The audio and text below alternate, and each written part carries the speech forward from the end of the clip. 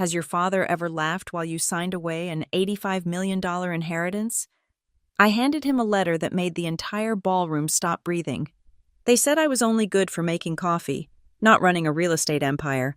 But don't look away when that envelope opened. The stocks plummeted.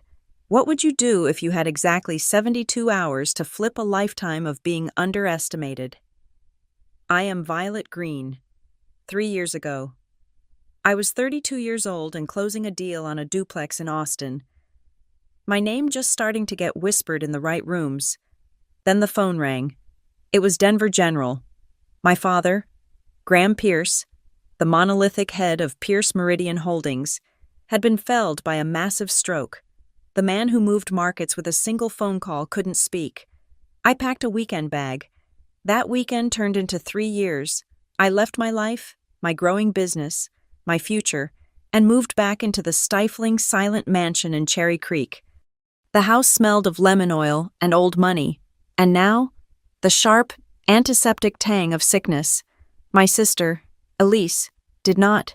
She was in Milan, busy, curating her personal brand as a lifestyle influencer.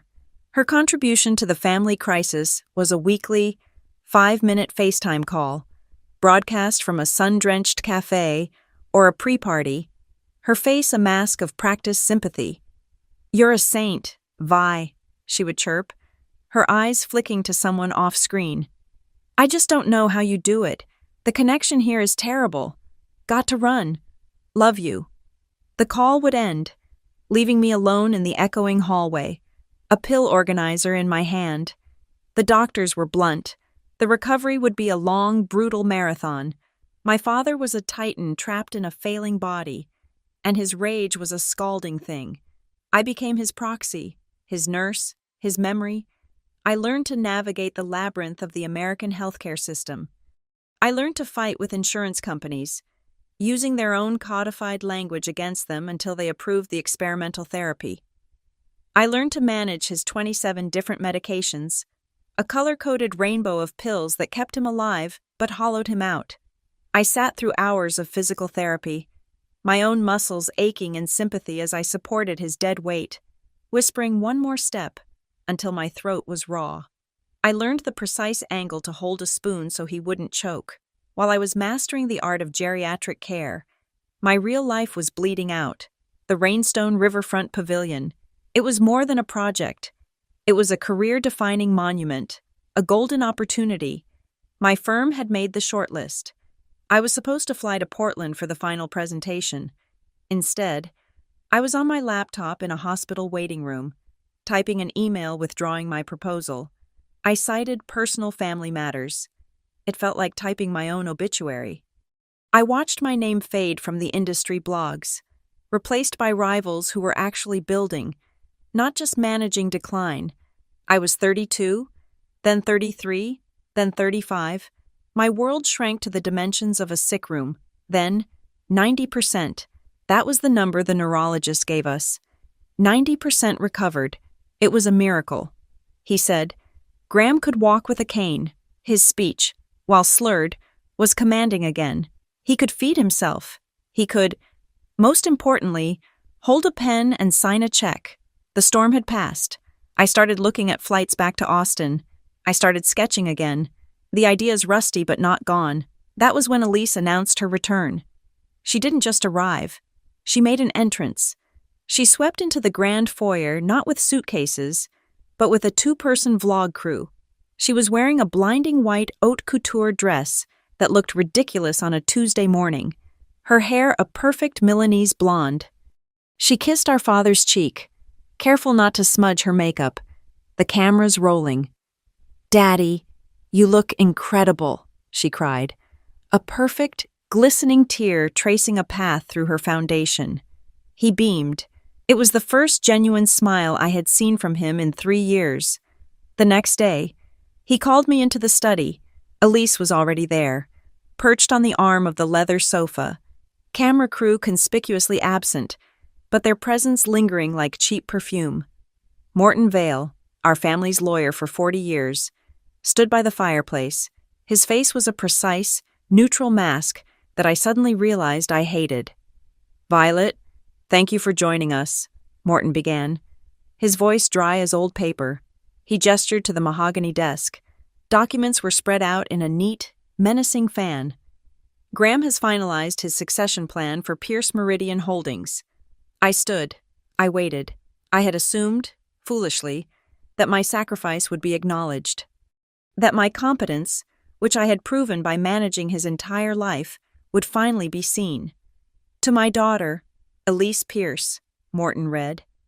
In recognition of her unique skills in marketing and brand alignment, I bequeath controlling interest and leadership of Pierce Meridian Holdings and the entirety of its associated asset portfolio. The air left my lungs. $85 million, the company, the legacy, everything, to Elise, who thought zoning was a type of meditation. Morton cleared his throat, not looking at me.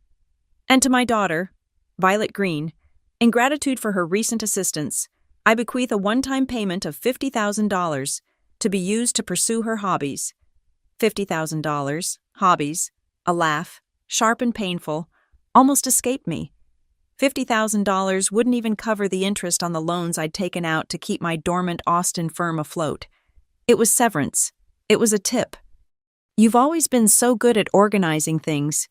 Violet, my father said, his voice stronger than it had been in years. He smiled, a thin, corporate gesture. So good at all the little details. The details. His medication schedule, his colostomy bags, the unpaid invoices from contractors I'd chased down. There is one additional stipulation, Morton continued, his gaze fixed on a spot on the carpet. An internal standards clause. By accepting the $50,000, Violet agrees to a 5-year non-compete. You are barred from engaging with, contracting for, or consulting with any current or prospective clients, partners, or competitors of Pierce Meridian Holdings. That was the kill shot. It wasn't enough to disinherit me. They had to professionally neuter me. They were boxing me out of my own industry, the very industry my family dominated. Elise slid off the sofa and put a cool, manicured hand on my arm. Her face was a perfect pantomime of sisterly concern. This world isn't for you, sis. It's so cutthroat, she whispered, her voice dripping with faux sympathy. All those numbers and contracts, it's just not your strength. Don't worry. I'll take care of you. I'll always make sure you're okay.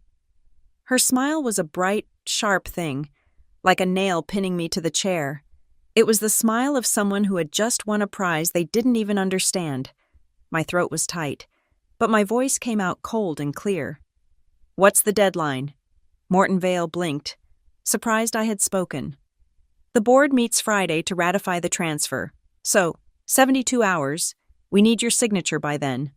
72 hours, 3 days, Elise's vlogger, who had apparently been waiting in the hall, slipped back in. He raised his camera, the small red light blinking. He wanted to capture the moment of my defeat. The camera panned from my stunned face to my father's hand, which was resting possessively on his heavy, black Mont Blanc pen. The pen he used to sign the deals that built this city. The pen I had ordered ink refills for just last week. I kept my face perfectly still. I watched the red light. I watched the way the sunlight gleamed off the gold nib of that pen. I memorized the faint, satisfied curl of my father's lip. I noted the precise way Morton Vale avoided my eyes. A new calendar clicked open in my mind. It wasn't a countdown to my surrender. It was a project timeline. 72 hours to dismantle the narrative they had written for me. 72 hours to show them what hobbies and little details really looked like. They thought I was soft. They thought I was the dutiful, quiet caregiver. They mistook my patience for passivity. They mistook my silence for acceptance. That was their first mistake. They think I am the hobbyist, the failed daughter, the soft one who came home to organize pillboxes. My father, in his rediscovered arrogance, and Elise, in her blinding ignorance, have forgotten who I am. They forgot I have a Master of Architecture from Cornell. They forgot I graduated top 1% of my class, that my thesis on responsive design in therapeutic environments won the departmental prize. They certainly forgot the AIA Emerging Designer Award plaque that gathered dust in a storage unit back in Austin. They see me in the faded sweatpants and old t-shirt I wear to reposition my father in his bed. They don't see the woman who drafted the plans for the Solstice Hotel in Santa Fe, a building so seamlessly integrated into the high desert landscape that it was featured in Architectural Digest before the first guest ever checked in. They believe my career ended 3 years ago. The truth is, I never stopped working. I just went nocturnal. 2 years ago, sitting in the sterile blue light of my father's recovery room, I filed the incorporation papers for VG Studio LLC. My firm, my name, my escape hatch. My workday began at midnight.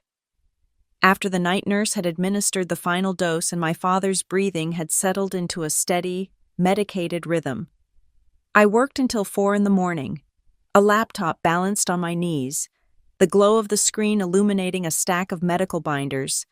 While they assumed I was sleeping, I was building. I designed a community library for Flagstaff, Arizona. It was a modest contract, one that Pierce Meridian would have scoffed at, but I poured everything into it. I designed cantilevered reading nooks and a glass facade that captured the morning light, creating a space that felt both expansive and intimate. I managed the contractors via Zoom calls taken from my car in the hospital parking lot, the only place I could get a quiet, reliable signal.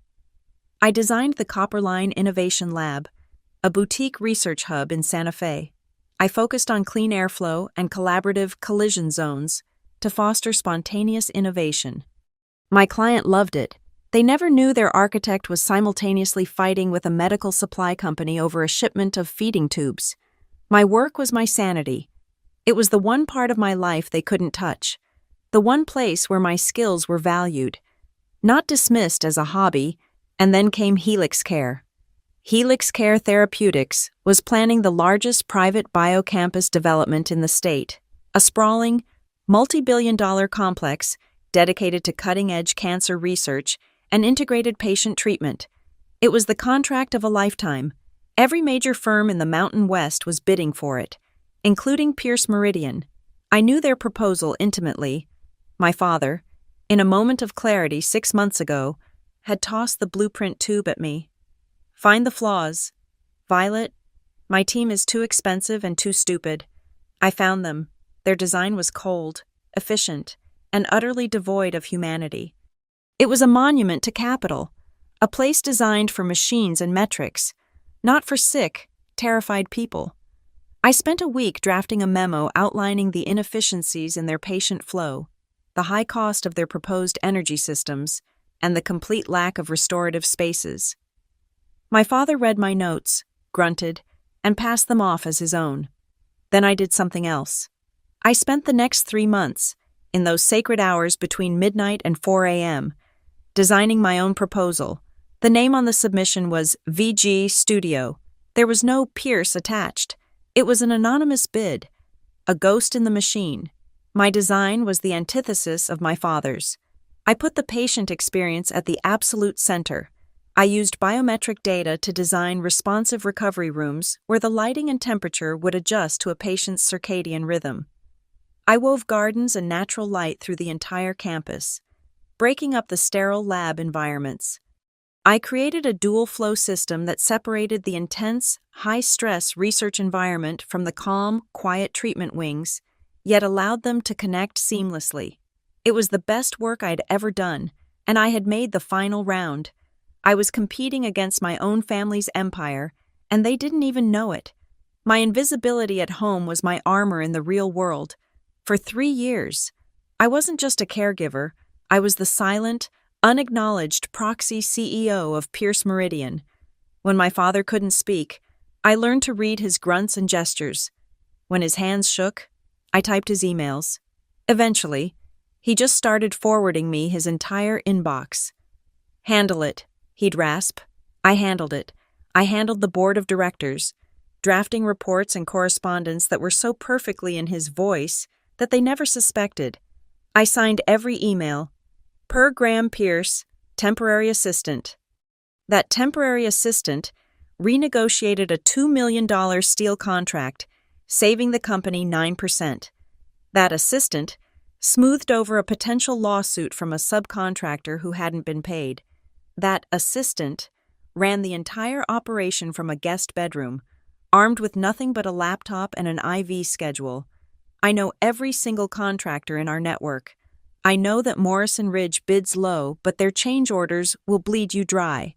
I know that Cascade Glass always delivers 2 days early.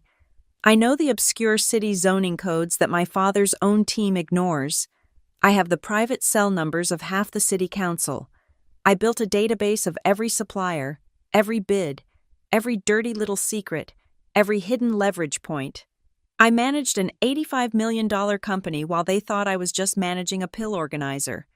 Elise, meanwhile, was building her brand. She spoke of her deep European connections that would revolutionize the Pierce image. I spent 10 minutes on LinkedIn.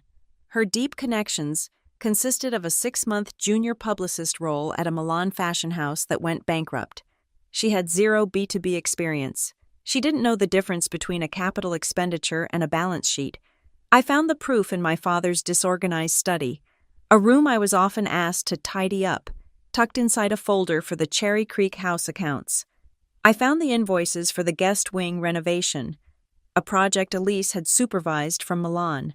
I saw the original contractor's bid, and then I saw Elise's adjusted invoices, the ones she had submitted to our father.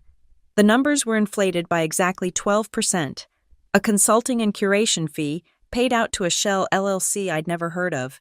She wasn't just an incompetent fool. She was a common, clumsy thief. I scanned the documents and saved them to a secure cloud server.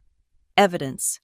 I was sitting in my old childhood bedroom, the $50,000 insult echoing in my ears. When my phone vibrated, it was an email. The sender was Dr. Mateo Rios, CEO of Helix Care Therapeutics. The subject line, award notice, confidential. My fingers felt numb. I clicked it open. It wasn't a long letter. It was a single-page PDF, formal and direct. Dear VG Studio, after a comprehensive review of the final proposals, we are thrilled to announce that the Board of Directors has voted unanimously to award the $48 million contract for the Helix Care Biocampus to your firm. $48 million. My vision tunneled. I scrolled down, past the legal boilerplate. There was a personal note typed at the bottom from Dr. Rios himself. Your design understands people. It understands sickness and healing in a way that none of the others did. Every other proposal understood buildings.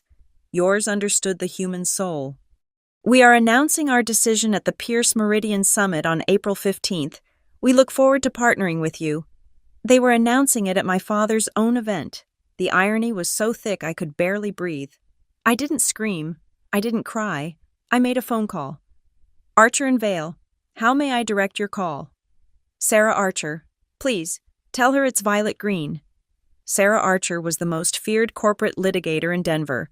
She was also Morton Vale's estranged daughter, a woman who had built her entire career dismantling the good old boy networks her father represented. She picked up on the second ring. Violet, this is a surprise.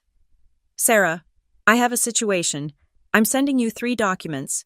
I forwarded her the inheritance agreement, the non-compete clause, and the Helix Care award letter. I have 72 hours.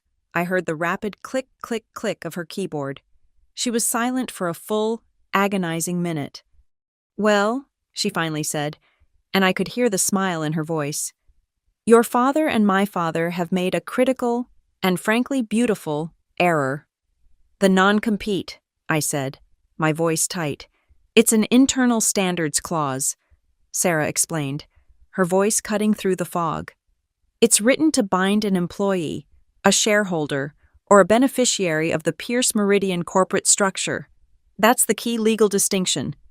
But they're making me sign away my inheritance, I said, the pieces starting to click into place. Exactly, she said, her voice rising with predatory delight. The very document they are forcing you to sign, the one where you reject your status as a beneficiary and sever your financial ties for a one-time payout, is the document that frees you. My heart hammered against my ribs. So, the moment I sign it, the moment you sign that paper and cash that $50,000 check, you are no longer part of their legal structure. You are a fully independent entity, The non-compete clause becomes null and void. It has no power over you. Violet, they aren't just disinheriting you, they are paying you $50,000 to unlock your own handcuffs. A slow, cold smile spread across my face. They hadn't just given me an insult, they had given me a head start. Sarah, I said, looking at the Helix Care contract on my screen, I need you to draw up a press kit, and I need to know the best courier service in Denver. They thought I was the caregiver. They thought I was the assistant. They thought I was the hobbyist. They had 72 hours to figure out I was the competition. Sarah Archer did not just practice law. She wielded it. Her voice over the phone was not sympathetic. It was energized. The sound of a predator that had just caught the scent of an amateur mistake. This is not a defeat, Violet. This is a transaction, she said, her words fast and precise. They are offering you $50,000 to legally emancipate yourself. We do not refuse. We accept. We execute the transaction cleanly. We get a receipt. We sever the tie. She took a sharp breath, and I could hear the smile in her voice. And then, while they are still in the ballroom toasting your dismissal, we announce your acquisition at their event, on their stage. The Pierce Meridian Summit, I said. It was not a question. It was the answer. Exactly, Sarah replied. Their 30-year tradition, the biggest real estate and development event of the year in Denver, the entire press corps, every major investor, every city stakeholder, all conveniently gathered in one room. They've built the stage for you. Violet, it would be rude not to use it. The summit was Friday afternoon, the exact day my 72-hour deadline expired. The clock was ticking. My heist had begun. The timeline was absolute. Every action was contingent on the one before it. Sign. Receive payment. Deposit. Confirm legal severance. Announce. Secure evidence. My first call was to Morton Vale. I made my voice sound small, hollowed out. Mr. Vale, I'll sign the papers. I have no choice. I'll take the $50,000. I heard the faint, satisfied sigh on his end, the sound of a problem being neatly filed away. A wise decision. Violet, your father and Elise will be so pleased. I will bring the documents and the check to the house tomorrow morning at 9 a.m. We can finalize this. Thank you, I whispered, and hung up. My next call was to Sarah. He's coming at 9, check and papers in hand. Good, she said. I will be in my car at the end of your street at 9:01. You will sign. You will take the check. You will walk out of that house, get in my car, and we will drive directly to the bank. We will deposit it. We will get a time-stamped, notarized receipt of the transaction. By 10:30 a.m. tomorrow, the non-compete clause will be nothing but a piece of useless paper. You will be a free agent. With the legal trap set, I began to work on the payload. First, the letter to my father. This would not be an emotional plea from a wounded daughter. It would be a final report from his most competent and most invisible employee. I sat at my laptop, the one I had balanced on my knees during 1,000 late-night vigils. I created a document. The subject line was simple. Re your offer. Father, I wrote, I accept the $50,000. I consider this back pay for the following services rendered during the last 3 years. I created a bulleted list. Management of all pharmaceutical, therapeutic, and insurance correspondence. Renegotiation of the Cascade Glass contract, Q2 saving $1.2 million. A version of the Morrison Ridge lawsuit, Q4. Drafting of all Board of Directors quarterly reports and stakeholder updates, signed G.P. Then, a new section. VG Studio Portfolio projects completed between midnight and 4 a.m. I listed them. The Rio Mesa Library, the Solstice Hotel, the Copperline Innovation Lab. I embedded a single, stunning image of each. Finally, I attached the administrative passkeys, not the decoy system I had built for Elise, but the real ones, the keys to the entire kingdom. This concludes my duties as temporary assistant. The drive labeled Elise's Transition contains the simplified, user-friendly interface you requested. I wish her the best. I saved the document. I needed a closing line, something sharp, something he would understand. I learned everything I know about business from you, especially what not to do. That was the letter. Now, the presentation. My father and sister thought I drew. They were about to see me build. I opened my project file for the Helix Care Biocampus. I stripped it down to 15 slides. No fluff, no marketing jargon. Just brutal, undeniable competence. Slide 1, VG Studio, a clean, minimalist logo, no serifs, no Pierce Eagle. Slide 2. My credentials: Master of Architecture, Cornell, top 1%, AIA Emerging Designer Award. Slide 3. The Helix Care Biocampus, a single, powerful render of the main atrium, sunlight flooding a 3-story restorative garden. Slide 4. Human-centric impact, a diagram showing my proposed patient flow versus the cold. Inefficient maze Pierce Meridian had submitted. Slide 5. Health KPIs.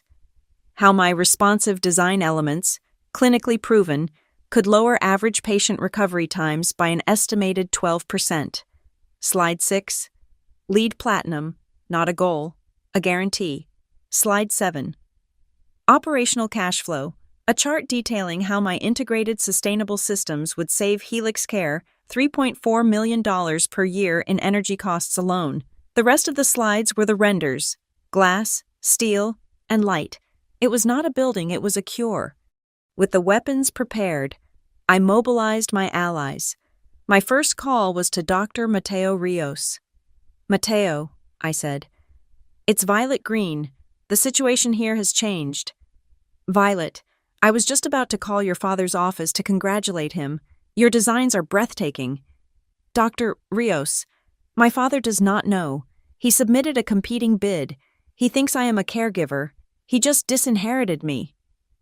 The silence on the line was total. "I see," he finally said, his voice now several degrees colder. "What do you need?" "The summit on Friday. My father is announcing Elise as the new CEO. He thinks he won your contract. He's wrong.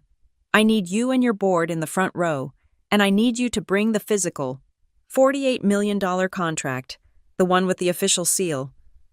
I could hear him smile, a sharp, appreciative smile. "Ms. Green, we are not just coming. We will bring the contract and the press release. We are proud to partner with VG Studio." Next, I invited my 3 key former clients: the director of the Rio Mesa Library, the owner of the Solstice Hotel, the head of Copperline. I invited them as my personal guests to the summit. "I'm about to be honored for a new project." I told them I wanted the people who believed in me first to be there. They were my witnesses. Then, the logistics of the room itself. The summit ballroom at the Fairmont Mile High. I knew it intimately. I had run this event from the AV booth for 2 years straight while my father was sick. I knew its wiring. I knew its blind spots. I knew Elise. She would have a slick, overly produced video about her vision and brand alignment. She would use the main center stage projector. I called the Fairmont's in-house tech manager, using my Pierce email one last time. "Hi, Tom. It's Violet Green. A last-minute request from my father. He wants a secondary projector set up, stage left, a backup, just in case. Can you patch it into the main podium HDMI feed?"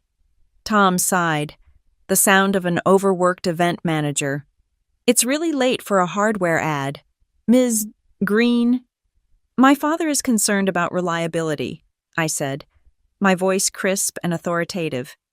"He would consider it a personal favor." "Of course," Tom said, his tone shifting instantly. "We'll bill it to the main account. We'll label it Projector B." At 3 a.m. on Friday morning, while the house was dark and silent, I slipped out. I drove to the Fairmont. The ballroom was empty, smelling of industrial carpet cleaner and faint perfume. I found the AV booth. I found the patch bay. Projector A, main, and Projector B backup. I took my laptop, the one containing my 15-slide deck, and plugged it into the HDMI port for Projector B. I tested it. My logo flashed silently on the side wall. I unplugged my laptop, but I left my own. personal HDMI adapter plugged into the port, hidden behind the black curtain of the booth. Elise's team would plug into the main feed. I would plug into mine. One click on the control panel would switch the feed. My last stop was to meet a stylist I'd used in Austin. I had 1 hour. I need an outfit, I told her. I need to look like I own the room, but not like I'm trying. She returned 20 minutes later with a single garment bag, a black Armani pantsuit. The lines were sharp, architectural. "This is not a revenge dress," the stylist said, zipping up the bag. "Revenge is emotional. This is a balance sheet. It says success. Success is far more terrifying." Back home, before dawn, I reviewed the final piece of the puzzle, the delivery. Sarah had arranged 2 bonded couriers, from 2 different firms. We couldn't risk one getting stuck in traffic. Courier A would carry the sealed, notarized Helix Care contract. Courier B would carry my letter to my father. They had their instructions. They would enter the ballroom at 2:55 p.m. They would not check in. They would proceed directly to the stage. They would deliver their packages at the precise moment Graham Pierce stepped to the microphone to introduce the new CEO. Sarah met me one last time, in a sterile coffee shop downtown, to hand over the sealed and notarized evidence packets. We filmed the exchange. "The machine is built," she said, handing me the final flash drive of evidence. "All you have to do is turn the key." I checked my watch. 8:45 a.m. Time to go home. Time to get my check. The execution of the transaction began at 11:43 in the morning. Morton Vale arrived precisely on time, his leather briefcase clicking open with a sound of expensive finality. He did not sit. He spread the signature pages on the edge of my father's desk, the one I had organized just 2 days prior. Graham and Elise stood near the fireplace, projecting an air of bored supervision. They were the executives. I was the terminated contract. "If you'll sign here, Violet," Morton said, pointing with a manicured finger. "And here," and the initial page. I picked up the heavy Mont Blanc, the same pen from the day before. I felt the weight of it, the cold metal against my skin. My hand was perfectly steady. I signed my name, Violet Green, not Violet Pierce. The ink was a dark, definitive black. I did not belong to them. I did not belong to this house. I pushed the papers back. "The check, Mr. Vale." He seemed surprised by my tone, but he slid a thin, pale blue envelope across the desk. I opened it. A cashier's check. $50,000. It looked small, almost comical. The price of 3 years of my life. The price of their $85 million mistake. "Thank you," I said to Morton. I did not look at my father or my sister. I walked out of the study. Sarah was waiting at the end of the street in her black Audi, engine idling. I got in, clicked the seatbelt, and handed her the check. We were at the bank in 10 minutes. The notary's stamp hit the deposit receipt with a satisfying, percussive thud. At 11:43, I was disinherited. By 11:58, I was a legally independent, unrestricted competitor. "You are now a stranger," Sarah said, handing me the notarized receipt. "Go to the dinner. Smile. Let them have their party." The party was, predictably, a performance. The long dining table in the Cherry Creek mansion was set for 12. Heavy silverware, crystal that refracted the light, and a suffocating centerpiece of white lilies. My Aunt Patty was there, her neck and wrists draped in diamonds that looked like chips of ice. She was the family's chief sycophant, her loyalty laser-focused on the holder of the checkbook. My cousin Brad, a man who had failed upward through 3 separate startups, was already holding court, explaining his latest venture. "It's about the tokenization of restructured debt. See?" he babbled, gesturing with a breadstick. "We're leveraging the blockchain to create pre-revenue synergy in the NFT space. We're just recalibrating our funding model." I translated his company was broke, and he was trying to invent new words for bankruptcy. Elise, of course, was the star. She was wearing a cream-colored silk dress and practicing her new role as the visionary leader. She stood up, raising her champagne glass, to rehearse her big speech for the next day. I am so honored to be taking the reins, she said, her voice breathy with emotion she had learned from a poorly reviewed television series. My father built an empire of concrete, but I will build an empire of the future, a new era of innovation, starting with our groundbreaking partnership with Helix Care Therapeutics. She paused for dramatic effect. As the leading cloud-based medical software company in the state, they represent the kind of dynamic, agile partner we need to— I nearly choked on my water. Cloud-based software. She thought Helix Care made apps. She had an $85 million company in her hands, and she believed their new $48 million partner, a partner that builds biocampuses, physical labs, and cancer treatment centers, was a cloud-based software firm. She hadn't done 5 minutes of research. She was just reading marketing buzzwords from a list. My father, who had clearly not read the file either, beamed with pride. Wonderful. Elise, just wonderful. Aunt Patty raised her glass. To Elise, finally continuing the Pierce legacy. We're all so proud. She then turned her gaze to me, her smile tightening. And to Violet, dear, we're so glad you're just so good at tidying up. The table chuckled. I raised my glass of water. No alcohol. I needed a clear head. To Elise, I said, my voice quiet but carrying in the sudden lull. May she get exactly what she deserves. They all drank to that. They heard a concession. I heard the click of a latch. My father leaned toward me, his voice a low command. Violet, you will be there tomorrow. Front row. Center. We must present a united family to the press. He looked at my simple black sweater. Wear something serious, not your caregiver clothes. I wouldn't miss it, I said. Later. Cousin Brad cornered me near the bar, his breath smelling of expensive gin. Hey, Vi, tough break. Huh? Look, don't worry. After my NFT thing restructures, maybe I can find a spot for you. You still doing your drawing thing? Your little hobby. A small, tight smile found my lips. Something like that. Brad, mostly, building. He patted my shoulder, oblivious. That's the spirit. As he walked away, Elise approached, her smile all business. Okay, Vi, I need all the passwords. The server access, the vendor accounts, the whole thing. I'm having my new team change everything tomorrow. I reached into my pocket and handed her a slim black USB drive. It's all on this. Elise, labeled Elise's Transition. I made a simplified interface for you. She snatched it. Good. Thank you for finally being helpful. She had no idea. The simplified interface was a decoy, a digital playpen I had built 2 months ago. It connected to a dead server, populated with month-old, static copies of non-sensitive files. It would keep her and her new team busy for at least a week, wondering why none of their emails were going through. The real system, the one I had run the company on, was already mirrored on my own secure, encrypted cloud. My phone vibrated silently in my pocket. I excused myself.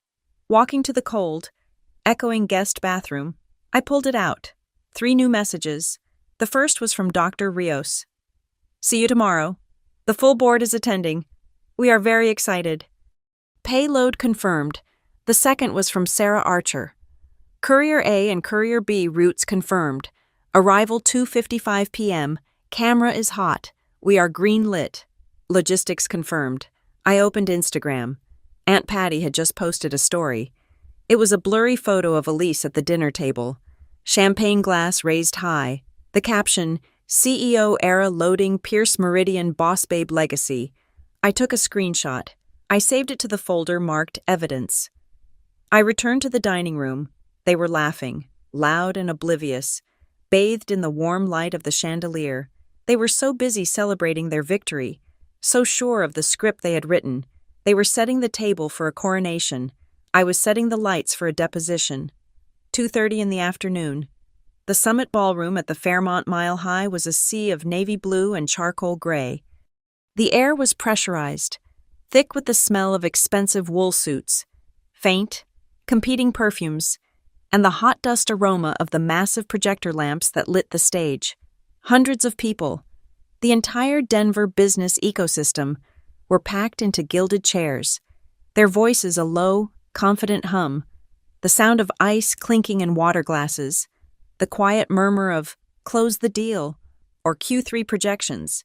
This was my father's church, and today was High Mass. I chose my seat at 2:30 p.m., row 5, center aisle, close enough to see the sweat on the podium, far enough to be part of the crowd. I had a direct, unobstructed line of sight. I wore the black Armani suit. It felt less like clothing and more like a precisely engineered tool. The sharp crease of the trousers, the cool lining of the jacket. It was a world away from the faded sweatpants and stained t-shirts I had lived in for 3 years. A world away from the woman who had learned to clean a feeding tube and argue with an insurance claims adjuster. I was VG's studio now, not the caregiver. Behind me, 3 rows back, was the reserved table for Helix Care Therapeutics. I heard Dr. Mateo Rios's calm, measured voice. He was declining a glass of champagne from a passing waiter. His board was with him, a cluster of quiet, serious-looking individuals who looked utterly out of place amidst the performative backslapping. They were a silent, heavy counterweight to the room's fluffy optimism. I did not turn around. I kept my focus forward, on stage. The enormous Pierce Meridian logo, that familiar, heavy-winged eagle, was projected, bathing the room in a corporate blue light. My father, Graham Pierce, was in his element. He was working the front row, shaking hands with the CEO of Morrison Ridge, clapping the man on the shoulder. He looked vital, powerful, fully recovered. The stroke was a distant memory. To the side of the stage, near the backdrop, Elise was practicing. She was not practicing her speech. She was practicing her smile. A bright, wide, vacant expression she held for 10 seconds, relaxed, then held again. She was posing for the cameras that had not yet turned her way. She was the new face. The clock on the back wall hit 2:55. The house lights dimmed. A pre-recorded announcer's voice boomed. "Please welcome Graham Pierce." My father walked to the podium. The applause was thunderous. He owned this room. He owned this city. He waited for silence, basking in it. "Legacy," he began, his voice strong, amplified, filling every corner. "It is the foundation upon which we build." He paused, his gaze sweeping the crowd. "A legacy built not just of steel and glass, but of trust. The trust of this city, the trust of our partners." He nodded toward the front row. The CEO of Morrison Ridge nodded back, looking pleased. "Vision," he continued. "It is the light that guides us." I watched the main doors at the back of the cavernous room. 2:57, right on time, as if summoned by the clock. The doors opened. 2 men in crisp black courier uniforms entered. They moved with a purpose that was alien to this environment. They ignored the surprised ushers. Courier A, the one I recognized from Sarah's briefing, started his walk. He moved fast, his rubber-soled shoes silent on the thick carpet, straight up the center aisle. He passed my row. I could smell the cold winter air still clinging to his jacket. He passed the front row, where heads were turning in annoyance. He did not slow down. He walked right up to the carpeted steps of the stage. My father paused, mid-sentence. "And innovation." His voice trailed off. Annoyance flashed across his face. "Excuse me, sir," the courier said. His voice was quiet but firm, not captured by the microphone, but clear in the sudden hush. "Urgent delivery for Mr. Graham Pierce. Signature required." The room went silent.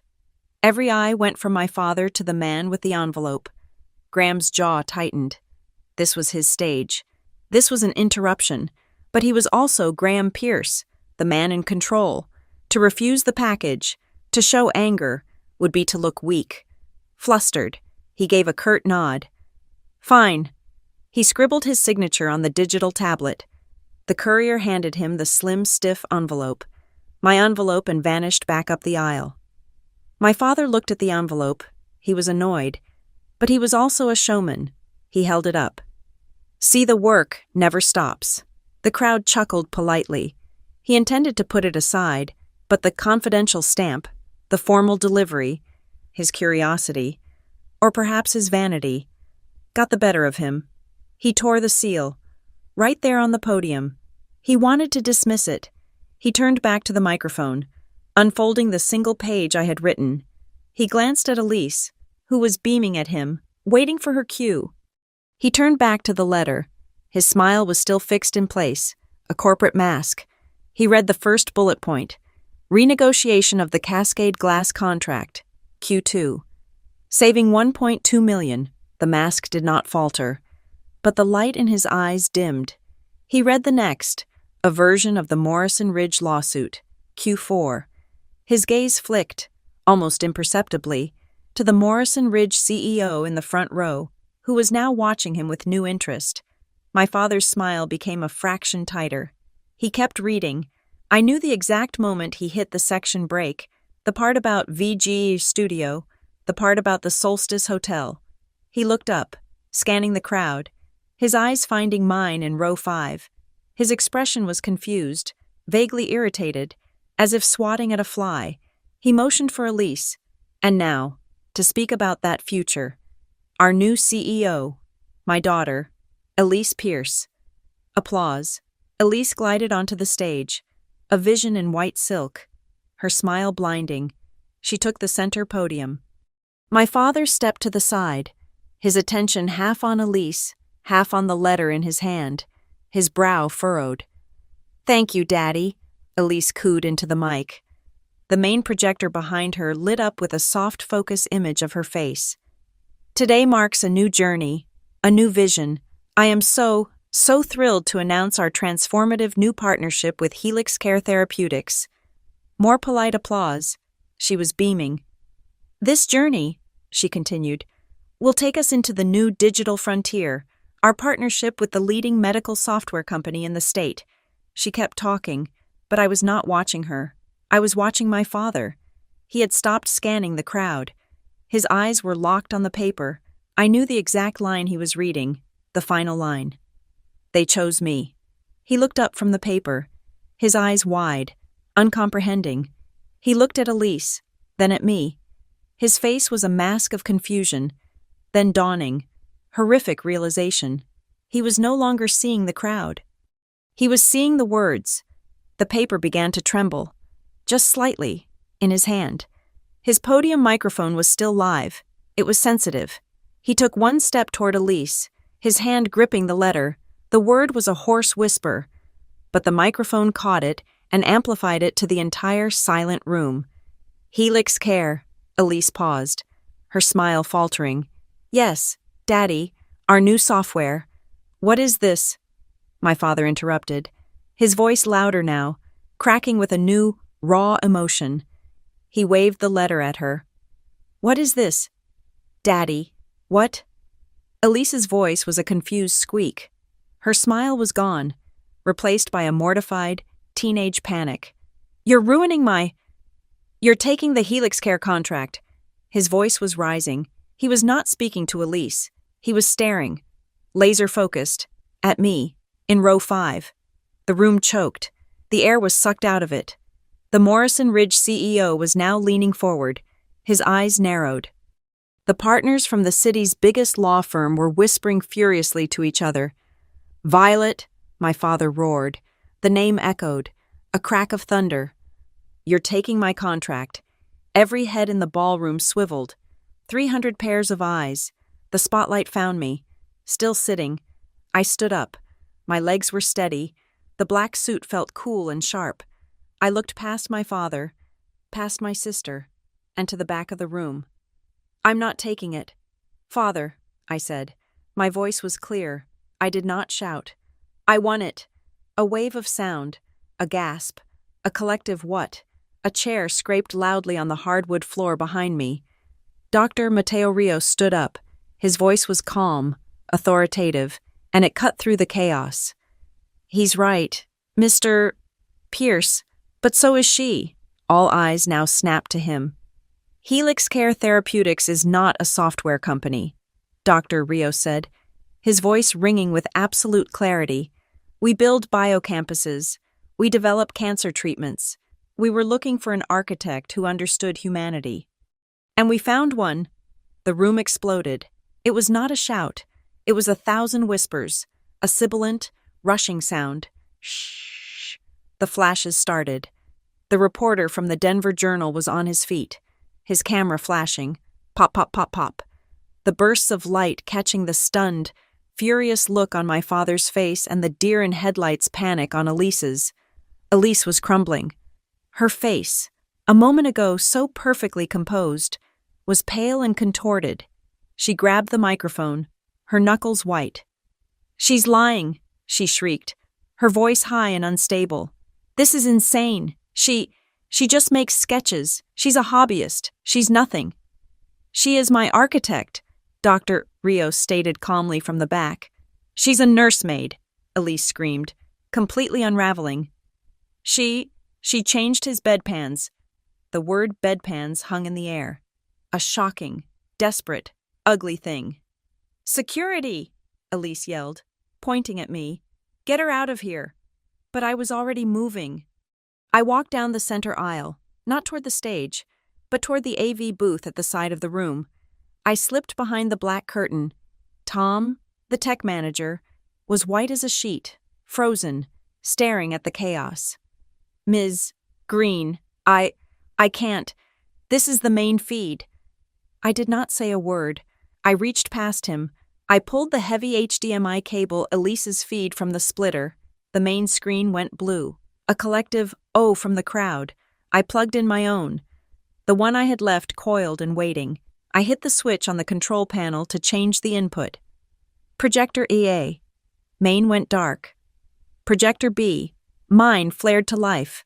On the massive, wall-sized screen to the left of the stage, Elise's soft focus face vanished. It was replaced by a crisp, high-resolution scan. My Master of Architecture diploma, from Cornell University. Elise stopped shrieking. She stared at it. I stepped out from behind the curtain. Holding my laptop, I clicked the remote. The slide changed. My Colorado State architectural license, active, in good standing. I clicked again. The AIA Emerging Designer Award. "She makes sketches," I said. My voice finally picked up by a stage monitor. I walked toward the stage steps, laptop in hand. My father was clutching the podium. The letter crumpled in his fist. His face was gray. Elise was looking at the screen, then at me, her mouth opening and closing silently. I clicked one more time. The screen went black for a single, dramatic beat. And then my logo resolved in the center. Clean, white, minimalist, VG Studio. There was no eagle. There was no Pierce. There was only my name. I looked at my father. "I'm not a hobbyist. I'm your competition." I walked to the podium. My father was frozen, his face a mottled gray, the crumpled letter still clutched in his fist. Elise looked as if she had been hollowed out, her white dress suddenly looking like a costume for a ghost. The room was so quiet, I could hear the hum of the cooling fan inside the projector. The cameras were still flashing, a frantic, silent disco of pop, pop, pop. I plugged my laptop into the podium's port. The screen flickered, and my logo, VG Studio, beamed onto the large screen, sharp and clean. I was in control now. This was not a family drama. This was a business presentation. "Good afternoon," I said, my voice steady, amplified by the microphone. It did not tremble. "My name is Violet Green, and I am the founder and principal architect of VG Studio." My father flinched at the name Green. "For those of you unfamiliar with my firm," I continued, "we have been in operation for 5 years.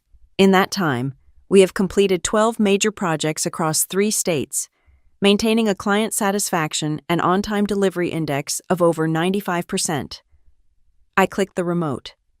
The screen changed to a stunning sun-drenched image of the Solstice Hotel in Santa Fe, its adobe walls seeming to grow from the earth. "We specialize in human-centric, sustainable design. The Solstice was a zero-waste build that utilizes passive thermal energy, cutting its operational grid dependence by 60%. I clicked again. The sleek, glass and steel interior of the Copperline Innovation Lab appeared. At Copperline, we designed a patented, human flow interior, organizing the lab around the movement patterns of researchers to increase spontaneous collaboration by an estimated 22%. We design for people, not just for blueprints. My father and Elise had never seen these images. They had never asked. I clicked to a new slide. A video file, a man's face, warm and professional, filled the screen. "That's Daniel Ayers," someone whispered behind me. He was the director of the Rio Mesa Library. Daniel's voice filled the room, pre-recorded, calm, and undeniable. "I hired VG Studio for our new community wing. I'll be honest, I was hesitant. It was a complex retrofit, but Violet's design was brilliant. What truly astounded me, however, was her discipline. She managed every phase of the construction, every single contractor, while simultaneously acting as the full-time primary caregiver for her ailing father. He looked directly into the camera. I have never seen that level of focus, integrity, or grace under pressure. She built us a sanctuary. Her discipline is, frankly, remarkable." The video ended. The screen went black. I let the word discipline hang in the air. A direct, surgical counterpoint to Elise's shrieked bedpans. I had just reframed my 3 years of servitude as 3 years of high-pressure executive management. Now, for the main event, I clicked again. The title slide. Helix Care Biocampus Winning Proposal. "Let's talk about the project my sister so eloquently described," I said. "This is a $48 million contract to be executed over a 36-month timeline.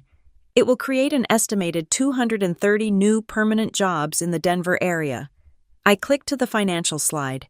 The numbers were huge, stark, and written out. "My design," I said, gesturing to the render of the light-filled atrium, "is not just aesthetically pleasing, it is a machine for healing and for saving money. The operational savings from my proprietary energy reuse and water reclamation systems are projected at $3.4 million per year. We are not targeting LEED Gold. We are guaranteeing LEED Platinum." I clicked to the final, brutal slide. It was a side-by-side comparison. VG Studio on the left, Pierce Meridian on the right. The Pierce Meridian proposal, which I am intimately familiar with, targeted only LEED Gold. It created fewer jobs. And most critically, I said, pointing to a diagram, its patient flow dynamics were suboptimal. It forced cancer patients to cross paths with research logistics and visitor traffic, creating unnecessary stress and inefficiency. It was a design that understood buildings, not people. Dr. C. Mateo Rios stood up from his table. "That is the difference," he said, his voice silencing the new wave of whispers. "The VG Studio proposal was the only one that treated our patients as human beings, not as inventory. It was the only one that understood its purpose. The decision by our board was unanimous." The reporter from the Denver Journal was on his feet, his hand in the air. "Ms. Green, what is your firm's projected first-year revenue from this contract?" I looked at him. "Based on the performance milestones, we project between $8 and $12 million. The number landed, 8 to 12 million, not a hobby. Another hand shot up, a rival from a competing firm. "Ms. Green, what about the Pierce Meridian non-compete? Aren't you in breach? Isn't this unethical?" My father's lawyer, Morton Vale, was pushing through the crowd, his face purple. "She is in clear violation. We will sue. We will." "I don't think you will. Morton." A new voice, sharp as a diamond cut. Sarah Archer stood up from the aisle seat where she had been sitting, an evidence bag in her hand. "My name is Sarah Archer, of Archer and Vale," she said. The gasp from the legal community in the room was audible. "And I am Ms. Green's counsel. The internal standards clause Mr. Vale is referring to was explicitly tied to Ms. Green's status as a beneficiary of the Pierce estate as of 11:58 a.m. this morning, when Ms. Green accepted and deposited a one-time $50,000 severance payment. She legally and permanently dissolved all financial and employment ties to Pierce Meridian Holdings. She let that sink in. She signed a waiver, Sarah continued, that they themselves drafted. As of this moment, Ms. Green is a fully independent contractor. The non-compete clause is null, void, and utterly irrelevant. There is no breach. There is only a superior bid. Thank you. She sat down. The room was processing. The legal trap, the deposit, the severance. They understood. I had been paid $50,000 to take $48 million. I clicked to my final slide. It was titled, "The 3 Invisible Years Services Rendered." It was the list from my letter. Renegotiation of Cascade Glass contract, Q2, saved $1.2 million. Aversion of Morrison Ridge lawsuit, Q4 saved estimated $3 million in litigation and penalties. Management of all pharmaceutical, insurance, and medical accounts payable. Authored all Q2 2023 through Q1 2025 Board of Directors quarterly reports. I saw the CEO of Morrison Ridge turn his head, his eyes burning into my father. He had been told that Graham Pierce himself had handled that dispute. I saw 2 members of my father's own board of directors looking at each other, then at the screen, then at my father, their faces pale. They were realizing who exactly had been writing their reports. The shift was immediate. 3 men stood up from the Pierce Meridian corporate table. They were not lawyers. They were the company, the head of engineering, the chief financial officer, the lead project manager. They were the ones I had actually worked with, late at night. From my laptop, they walked, one by one, up the aisle. They did not look at my father. They did not look at Elise. They walked directly to me, standing at the foot of the stage. Each one pressed a business card into my hand. Their faces were grim, but their eyes were clear. I turned back to the crowd. I leaned into the microphone. Thank you for your time. VG Studio is, as you can imagine, expanding. If there is anyone here who wants to build the future instead of just patching up the past, my email is on the screen. We'll be accepting resumes on Monday. That was when my father finally broke. The control, the legacy, the power, it all shattered. You, he roared, his voice cracking, the microphone picking up his ragged breath. He pointed a trembling finger at me. You can't do this. You can't carry a project of this scale. You're a girl. You're nothing. The silence that followed was absolute. The outburst was raw, ugly, and desperate. I looked at him, not at the titan on the stage, but at the patient I had bathed, fed, and fought for. I felt a sudden, piercing cold, not anger, just clarity. Father, I said, my voice quiet, but the microphone carried it to every corner. I carried you. I carried your doctors. I carried your insurance brokers. I carried your company's payroll and your board of directors for 3 years. I took a breath and looked out at the room, at the board of Helix Care, at my new reality. A $48 million project is just a different set of logistics. I walked out of the Summit Ballroom. I did not run. I walked, my back straight, my laptop in my hand. I did not look at my father, who was still frozen at the podium, a statue of ash. I did not look at Elise, who was being quietly, firmly guided off the stage by a horrified Fairmont event manager. I did not look at the board members, the lawyers, or the competitors, who were now clustered in frantic, buzzing groups, their voices a rising wall of sound. I walked past Sarah, who gave me a single, sharp nod. I walked past Dr. Rios, who was already on the phone, a small, satisfied smile on his face. I walked through the grand foyer, past the stunned ushers, and out into the cold, clean air of the Denver afternoon. My phone was silent for the first 30 seconds. Then, it exploded. It did not ring. It began to vibrate, a single, sustained, frantic buzz against my palm. It was as if the entire city was trying to call me at once. By the time I reached the corner, the Denver Journal reporter was already uploading his footage. The internet works faster than grief. The first 48 hours were not a blur. They were a series of high-definition, freeze-frame moments. The video was the first shockwave. It was not a shaky cell phone clip. It was the reporter's professional footage. Crisp and damning. It was titled, "Pierce Meridian, CEO, Humiliated by Disinherited Daughter at Annual Summit." It did not get 100,000 views. It did not get 1 million.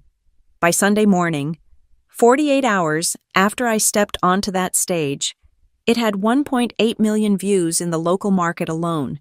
They did not just watch it. They dissected it. They turned my father's face, as he read the line, "They chose me," into a meme. They looped Elise's high-pitched, desperate shriek of bedpans over dance tracks. I was the avenging architect. I was the caregiver CEO.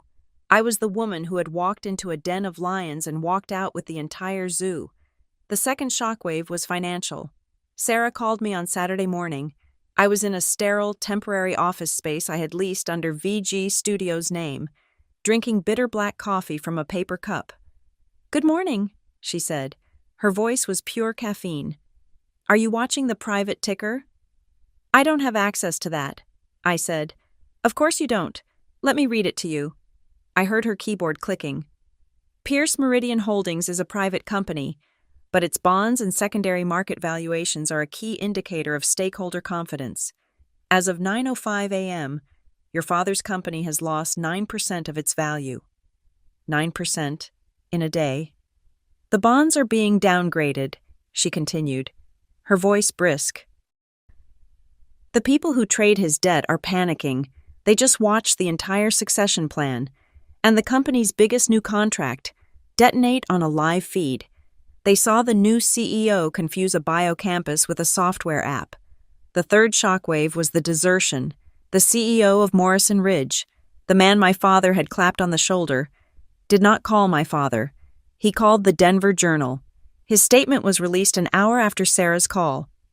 "Morrison Ridge is formally pausing all cooperation with Pierce Meridian Holdings, pending a leadership review. We cannot, in good conscience, move forward on projects where there is such profound executive instability and a clear misrepresentation of key contracts." He was distancing himself. He knew a sinking ship when he saw one, but he was not the only one. My new VG studio inbox, which had been silent for a month, began to ping. The first email was from Cascade Glass. The second was from Apex Steel. Both were subcontractors my father had famously squeezed, bullying them into accepting 20% below market rates on their last 3 projects. They were locked in contracts with him, but their new bids were not. "Dear Ms. Green," the first email read, "we were incredibly impressed by your presentation. We would be very interested in discussing the glass and facade specifications for the Helix Care project. We believe we can offer VG, our studio, a preferred partner rate." They were not just offering to work with me. They were offering me a discount. They were offering me the loyalty my father had thrown away for a few percentage points. While the rats were leaving my father's ship, my own was being upgraded. Dr. Rios called me that afternoon. There was no preamble. "Violet, the board met last night, an emergency session. They loved it." "Loved what?" "Mateo, the presentation." "They loved the entire thing," he said, laughing. "The press. The viral video. The way you handled your father. They said, and I quote, 'She's not just an architect, she's a damn fortress.' They see you as zero risk. You've already weathered the worst storm imaginable, and you didn't even flinch." I sat down. My hand was shaking now, though it had been steady at the podium. "They're fast-tracking Phase 2, he said. "Phase 2, Mateo. We haven't even broken ground on Phase 1. "I know. They're approving the budget for the Advanced Research Wing and the expanded Oncology Pavilion. They're adding it to the primary contract. They want to announce it next week, in a joint press conference. With you." "How much?" I whispered. "An additional $20 million. I hung up the phone and stared at the wall. My $48 million contract had just become a $68 million contract. Meanwhile, Elise's world was imploding. The industry gossip site, Denver Development Daily, ran a story that Saturday afternoon. New Pierce CEO's PR firm bails over unpaid bills. Her high-powered, Milanese-affiliated PR firm had dropped her as a client that very Friday, just hours before the summit. The reason a 3-month overdue, $90,000 invoice. She hadn't even paid the people she'd hired to build her brand. Then, the second video surfaced.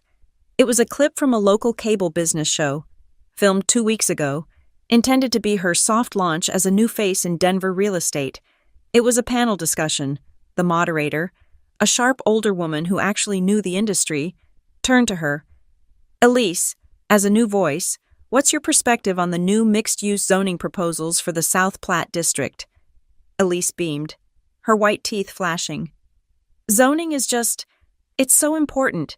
It's about the feeling of a neighborhood, and I think the commercial zones should feel, professional, and the residential zones should feel like home.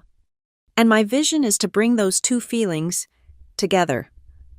The moderator just stared at her.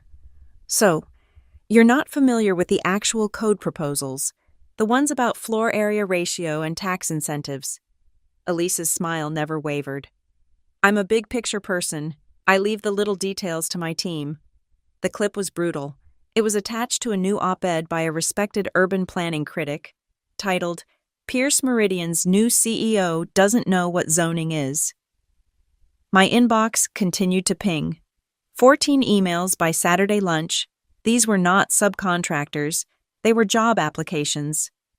"Dear Ms. Agyan Green, I am a senior project manager at Pierce Meridian." "Dear Ms. Green, I am the chief financial analyst who drafted the reports you listed." "Dear Ms. Green, I was in the ballroom yesterday. I am an architect." By the end of the day, the count was 36. The 3 men who had handed me their cards, my father's head of engineering, his CFO, and his best project manager, had all sent formal resumes. I had not just won a contract, I had just poached the entire executive brain trust of Pierce Meridian Holdings. On Sunday morning, I bought a physical copy of the Denver Business Ledger. My face was on the front page, not the picture of me in the ballroom, but a professional headshot I'd had taken in Austin, one I had kept on my dormant VG Studio website. The headline was simple, declarative, and perfect. From caregiver to heavyweight competitor. Monday morning, the final pieces fell into place. My new temporary office phone rang. It was Morton Vale. His voice was a strangled, furious facsimile of its usual calm. "Violet, this is a courtesy call before litigation. You have engaged in tortious interference.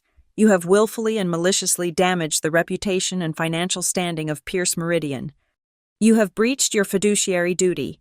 We are filing a cease and desist, and a lawsuit for damages that will exceed." I put the phone on speaker. Sarah, who was sitting across the desk from me, held up a hand.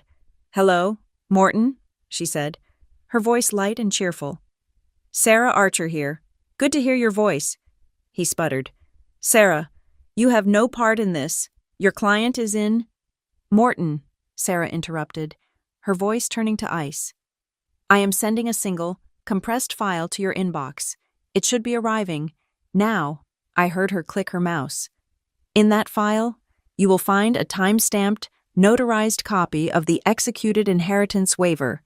You will find a time-stamped, notarized receipt of the deposited $50,000 check. And just for fun, you will find the scanned invoices from the Cherry Creek renovation, showing a certain 12% curation fee being funneled to a shell corporation registered in Elise's name." The line was dead silent. I could hear Morton's breathing. "You have 35 seconds to withdraw your threat of litigation." "Morton," Sarah said quietly, "if you do not, I will be forwarding that file to the rest of the Pierce Meridian Board and the IRS. I'm sure they'd be fascinated by the little details. Your call." I counted the seconds in my head. 1, 2, 3. He didn't even make it to 34. The call ended. The line went dead. My phone buzzed. A text message. It was from a number I hadn't seen in 3 years. Aunt Patty. Dearest Violet, I am just breathless. I saw the news. What a mind. I always believed in you, even when no one else did. We must have lunch, darling.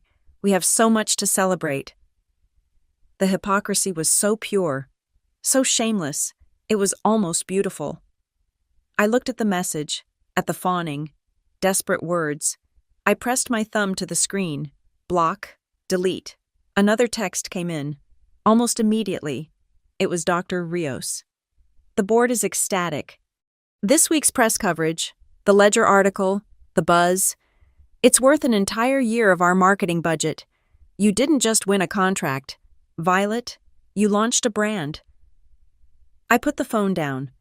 I was alone in the quiet office. The sun was setting, casting long shadows across the floor. For 3 years, my world had been a sick room.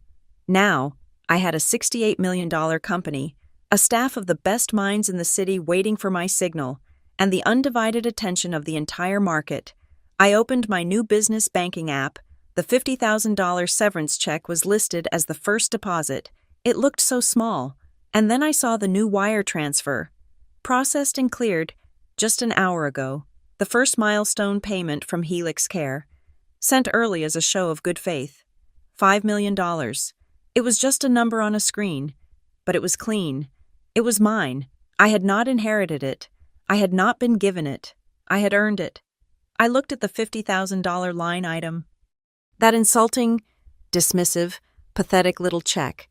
They thought it was the price of my silence. They thought it was my value. It wasn't a severance. It was a starting gun. It was the single greatest investment I had ever made. One day, one signature. It was worth more than a lifetime of waiting for their approval. It was worth more than their entire $85 million legacy. For 7 days. There was silence. It was not a peaceful silence. It was the roaring, high-pressure silence of a rocket engine igniting. While the internet feasted on my father's downfall, I was building an army. The first 3 hires were the men who had handed me their cards: my father's head of engineering, his CFO, and his top project manager. They started on Monday, walking away from decades of loyalty to Pierce Meridian, to sit at folding tables in my half-empty temporary office. They were not defectors. They were the first citizens of a new country. We worked 18-hour days. We finalized the $68 million contract with Helix Care. We fielded the 36, then 52, job applications. We started poaching my father's best accountants, the ones who knew his books. We were not just building a firm. We were conducting a controlled demolition of his, the entire time. My phone was a deluge of messages from reporters, subcontractors, and strangers. But not one call from my father, not one word from Elise. The Cherry Creek mansion was a black hole. Then, on the 7th day, a Thursday evening, my personal cell rang, an unknown number. I let it ring 3 times. I picked it up. Violet Green, a long pause, the sound of a man breathing. Violet, his voice. It was not the voice of the Titan on the stage. It was the voice I remembered from 3 in the morning, after the stroke, when he was scared. It was thick, tired, and stripped of its usual bravado. "We need to end this," he said. "End what, Father?" "This spectacle. The board is concerned. Morrison Ridge is gone. Cascade Glass is threatening to break their contract." "That sounds like a problem for your new CEO," I said, my voice flat. He ignored me. "Come home. We'll fix this. I'll create a new position, Chief Design Officer for the entire holding company. We'll tell the press it was a misunderstanding, a brilliant marketing ploy." I almost laughed. "Chief Design Officer. $700,000 a year," he said, the number tumbling out, a desperate, clumsy bribe. $700,000, and you can manage the Helix Care project from inside the company. We'll absorb your little studio. $700,000. He was still trying to buy me, just with a higher number. He still thought my loyalty, my work, my entire identity was a line item he could add to his ledger.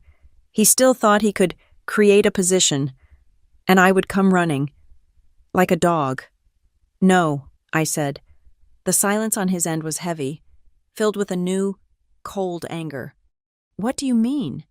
No. No. I will not come home. No. I will not be your chief design officer, and you will not absorb VG Studio. We are not having this conversation on the phone. Then where, he snapped. My office? Tomorrow, 4 p.m., and you will come alone. I gave him the address and hung up. My office was no longer the temporary space with folding tables. On Wednesday, I had signed a 5-year lease on the 28th floor of the One Platte River Tower. When my father stepped out of the elevator at 3:58 p.m., he did not walk into a struggling startup. He walked into a statement. The reception area was minimalist, glass and brushed steel. The air smelled of new carpet and ambition. I had him shown directly into the main conference room. It was a corner room, with 2 walls of floor-to-ceiling glass. The view was a commanding, unobstructed panorama of the South Platte River and the downtown skyline. A view that was, I knew, marginally better than his own. The walls were not bare. On one hung my AIA Emerging Designer Award, the one that had been in storage. Beside it was my Cornell diploma. On the main wall, rendered in enormous high-definition detail, was the 36-inch by 48-inch master plan for the Helix Care Biocampus. I was standing by the window when he entered. He was alone, no Morton Vale, no Elise. He looked smaller than I had ever seen him, his suit hanging just a little loose on his frame. The last 7 days had aged him 7 years. "Violet," he said, his voice a low growl. "Father, please, sit." I gestured to the head of the massive, 12-person conference table. I remained standing. My new assistant, poached from his executive floor, came in. "Mr. Pierce, coffee, water." "Nothing," he snapped. She looked at me. "Thank you. Sarah, that will be all." She left, closing the door with a quiet, solid click. He stared at the Helix Care render on the wall, at my name, in the title block. "We are not strangers. Violet," he said, his voice rough. "Stop this. Formality." I walked from the window and took the seat opposite him. The entire polished expanse of the black granite table was between us. "We are not strangers," I agreed, my voice calm and low. "We are partners who happen to share DNA, and one of us is in a position of significant leverage. Let's not confuse this meeting with a family reconciliation." His face darkened. "What do you want?" "You called me, Father. You are here to make an offer." "A strategic partnership," he said, forcing the corporate jargon out. "Pierce Meridian has the infrastructure, the capital. You have the contract. We can integrate. We can create a joint venture." He was trying to salvage it, to find a way to put the Pierce name back on the Helix Care project. To explain the Denver Business Ledger article as a bold new move, not a humiliating defeat. I did not respond. I reached down to the briefcase beside my chair. I pulled out a single, slender, leather-bound folder. It was navy blue, the color of a clean, dark sky. I pushed it across the granite. It slid, noiseless, and stopped perfectly in front of him. "This is the partnership," I said. He opened it. He read the first page. I watched his eyes move, his jaw tightening as he scanned the terms. 50-50, he hissed, his voice incredulous. "A 50-50 profit split," I clarified. "On any future joint venture projects, Helix Care is not a joint venture. Helix Care belongs 100% to VG Studio. Pierce Meridian may, however, bid to be a subcontractor on Phase 2. If your numbers are competitive." "This is insane. You're stripping the company." "I'm establishing fair terms," I said. "Read the next page." He turned the page. "Autonomy," he read, the words sounding like poison in his mouth. "Absolute and total autonomy for VG Studio," I said. "We will share no resources, no staff, and no back office.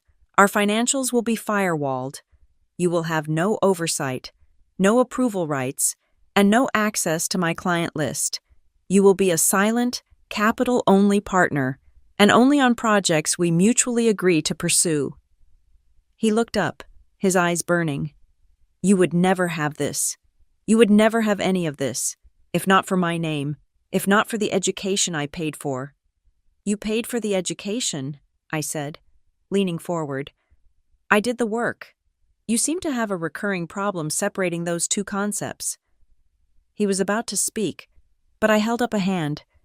"You haven't gotten to the best part. Father, page 3, the Elise addendum." His head snapped down. He read the clause. It was not long, but it was precise. "Elise Pierce," I said, reciting my own terms from memory, "is to be removed from any and all executive, branding, or operational roles at Pierce Meridian Holdings, effective immediately. She may not hold any title higher than intern. If she wishes to re-enter the company in an executive capacity, she must first successfully complete a minimum 2-year Master of Business Administration program from a top-tier, accredited university, Wharton. Perhaps. I hear she likes the East Coast."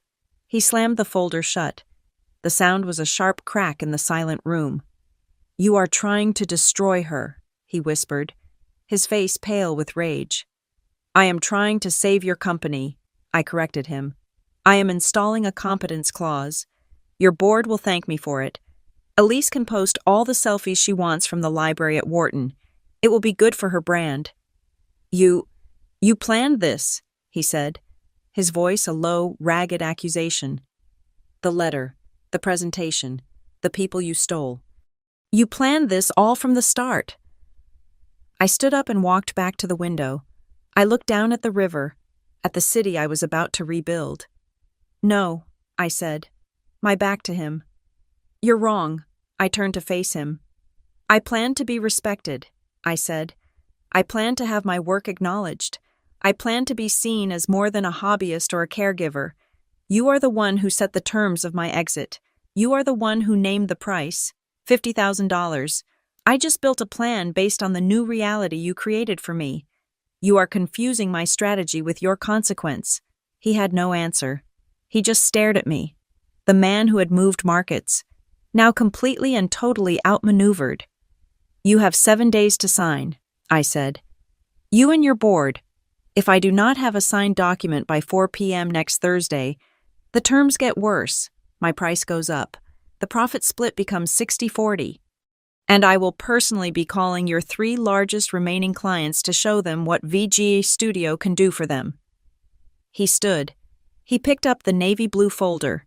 He looked at me, at the awards, at the render of the building he had lost.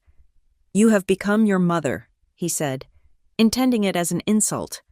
"I hope so," I said. He did not take 7 days. He took 3. Sarah called me on Monday. "The board didn't just vote," she said, and I could hear her laughter. "It was a stampede. They've lost 2 more clients since your meeting. They're terrified of you. They're forcing his hand. Morton Vale is drafting the addendum to the corporate charter as we speak. He is, I am told, drinking heavily." The signing was scheduled for the next day. In my conference room, Morton Vale arrived first, his face gray and puffy. My father arrived second. He looked defeated. Sarah was with me.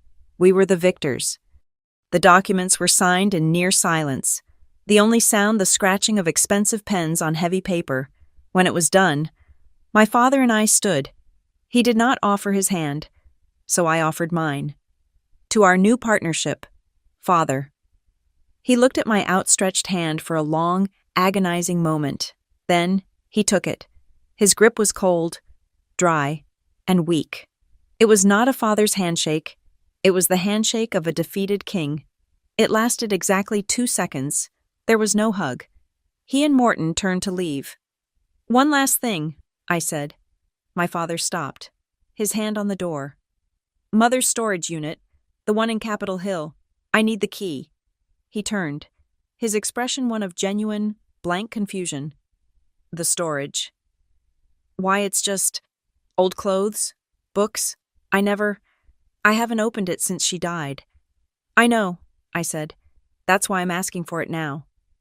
His confusion turned to suspicion, but he was too tired to fight. I'll have it sent over. He left. The door closed. Sarah looked at me. What was that about? I looked out the window, at the city spread before me. He thinks I became my mother. He has no idea. I thought of the box of journals I knew was waiting for me in that storage unit, the ones my mother had kept hidden. If he had read my mother's journals sooner, I said, more to myself than to Sarah, this letter would never have been written. 6 months later, the silence was gone. My office on the 28th floor of the One Platte River Tower was no longer a quiet, empty promise of glass and steel. It was the loudest, brightest place I had ever known. VG Studio had grown from 1 to 14 people. We had taken over the entire north-facing half of the floor. The air, which had smelled of new carpet and paint, now smelled of late-night coffee, hot plotter ink, and the electric, static-charged air of computer renders running at capacity. The folding tables were a distant memory, replaced by long, clean white oak desks. At those desks sat the city's sharpest minds. My 3 defectors, my father's former head of engineering, his CFO, and his best project manager were now my executive team. They had not just brought their minds, they had brought their loyalty. They were building something for themselves, not for a legacy they had no stake in. In October, we broke ground on the Helix Care Biocampus. I stood on the platform with Dr. Mateo Rios, a silver shovel in my hand. The wind cold and sharp. The press was there. But my focus was on the earth movers, already tracing the complex footprint I had designed on my laptop at 3 a.m. This was not a building, it was a recovery machine. We were fabricating the internal thermal mass glazing now, a facade that would breathe with the day's temperature, saving millions in energy and bathing the labs in natural light. The plans were precise. No patient room would be more than 50 feet from a living, restorative garden. The dual-flow circulation system, which separated the intense velocity of the research labs from the quiet, contemplative patient wings, was being etched into the foundation. It was real. The New York Times ran a feature, not in the business section, next to stock tickers, but in the style section. The headline was not about my family drama.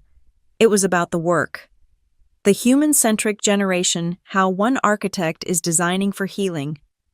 The reporter, a sharp woman from New York, had tried to pry. Your father's legacy is in concrete, she'd said. What is yours? I looked at the plans for the Helix Care rooftop garden. The best legacy, I told her, is the one you build yourself. That quote was the one they used. My new executive team had brought gifts. In their 3rd week, my new CFO, a quiet man named David, had walked into my office and placed a single, heavy hard drive on my desk. This, he said, is the real Pierce Meridian operating system. It was everything. The proprietary bidding algorithms my father had guarded for 30 years, the confidential cost indexes from every supplier in the state, the unwritten rules of city zoning and permitting. It was the engine of the entire empire. We built this system. Violet, David said, his voice quiet. Not him. We iterated it. We refined it. It belongs to the people who actually do the work. We took that engine, stripped it of its predatory and arrogant components, and rebuilt it for VG Studio. We made it transparent. We made it faster. We made it better. One Tuesday, an email appeared in my inbox that was not from a client or a contractor. The sender address was Pierce Wharton, UPenn, EDU. The subject line was Request for Mentorship Counsel. Elise, she had actually done it. She was enrolled in the Wharton Executive MBA program. I clicked it open, expecting a plea or a performance of contrition. It was neither. Violet, it began, stiff and formal. Per the requirements of my program, I am to secure a summer internship focused on operational management. I am aware of my current standing. I am requesting preliminary consideration as an unpaid intern at VG Studio. Attached, you will find a draft proposal for a 6-month study and practice syllabus, identifying key areas of my academic deficiency and potential real-world application. I opened the attachment. It was clumsy. It was filled with academic buzzwords she clearly did not understand, but it was structured. It was detailed. It was, for the first time in her life, an actual piece of work, an attempt. I typed back a single line. This proposal is unfocused. Your analysis of capital expenditure is weak. Redraft. Focusing on supply chain logistics and risk assessment. Resubmit when it is coherent. I did not say yes. I did not say no. I gave her an assignment.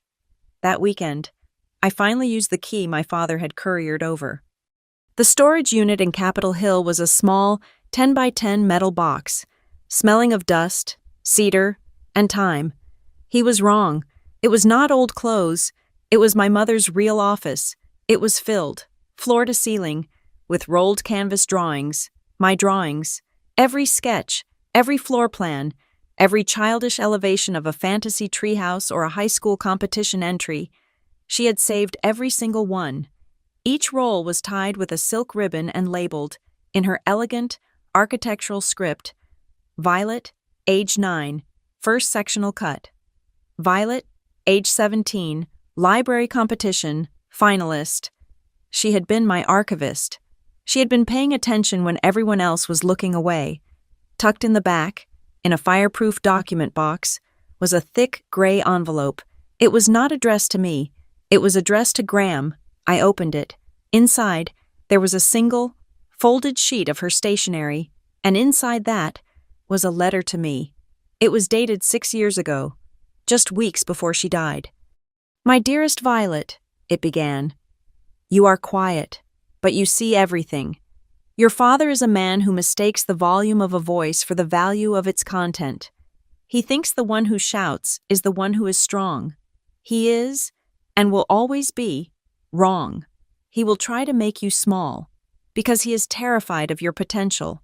He will try to fit you into a box he understands. Do not let him. Your voice is not loud, but it is clear.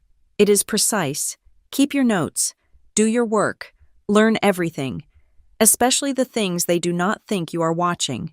Wait, and when you find your moment, and you will, Violet, you will find it. Do not shout. Just speak.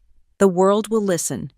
On Monday morning, I had a sign installed in the main hallway of VGA Studio. It was not a corporate mission statement. It was a simple quote, etched in brushed steel. Architecture is designing for life. Thanksgiving was an obligation. I drove to the Cherry Creek mansion.